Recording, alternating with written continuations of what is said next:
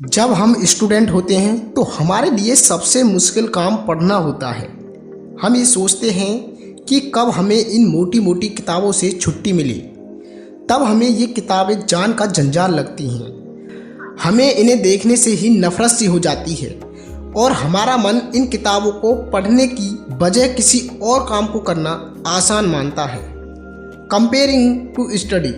लेकिन जब हम स्टूडेंट लाइफ से बाहर निकलते हैं और हमारा सामना रियल दुनिया से होता है, तब जाके हमें पता चलता है मुश्किल क्या है और आसान क्या था। जब हम पढ़ते हैं तो हमारे माता पिता हमारी छोटी से छोटी बात पर गौर रखते हैं। हमने खाना खाया या नहीं, जिस रूम में हम रीडिंग कर रहे हैं उसके पंखा उसकी लाइट सही हैं या नहीं। स्टूडेंट लाइफ के बाद ही हमें पता चलता है कि हार्ड वर्क पढ़ना नहीं, मुसीबत वो मोटी मोटी किताबें नहीं। अगर कुछ मुश्किल है तो वो इस दुनिया में बिना एजुकेशन के सरवाइव करना है, क्योंकि एजुकेशन ही वह टूल है जिससे आप इस दुनिया में किसी भी काम को आसान बना सकते हैं, चाहे वो कोई काम हो या इस दुनिया में सरवाइव करना हो।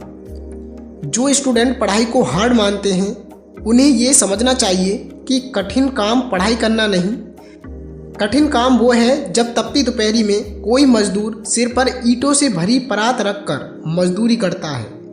उसी तपती दोपहरी में जिसमें कोई अपने घर से बाहर भी नहीं निकलता है। वो तपती दोपहरी में इसलिए काम नहीं करता कि उसे करने के बाद वो अपनी ज़िंदगी आराम से काटेगा, बल्कि इसलिए करता है कि वो अपनी फैमिली को 2 वक्त का खाना खिला सके। आपके पास सारी सुख सुविधा होने के बाद भी एक बहाना रहता है कि पढ़ाई में मन नहीं लगता, पढ़ने बैठता हूँ तो आलस आता है, नींद आती है। लेकिन एक बार उस मजदूर के बारे में सोचो जो तपती दोपहरी में मजदूरी करता है। क्या उसका मन नहीं करता आराम का?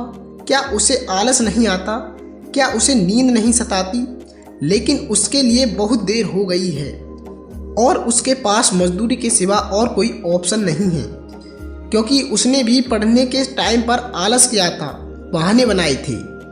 आज बेशक आप इन किताबों से, पढ़ाई से अपने आप को दूर करना चाहते हो, लेकिन एक समय ऐसा आएगा कि आप अपने आप को जवाब नहीं दे पाओगे।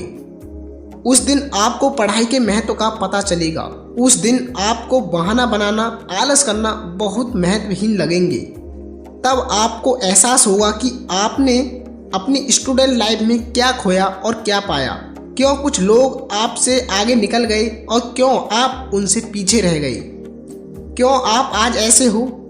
उस समय तुम्हारी उस हालत के जिम्मेदार आप खुद होगे। चॉइस अब भी आपकी है, या तो पढ़ाई कर लो या आलस कर लो या मौज मस्ती। पर बाद में रिजल्ट का अफसोस मत करना। जरूरी नहीं जिंदगी में एग्जाम का ही रिजल्ट मिले। इस जिंदगी में हर उस छोटी से छोटे काम का रिजल्ट मिलता है जिसे आप हर दिन जाने अनजाने में करते हैं।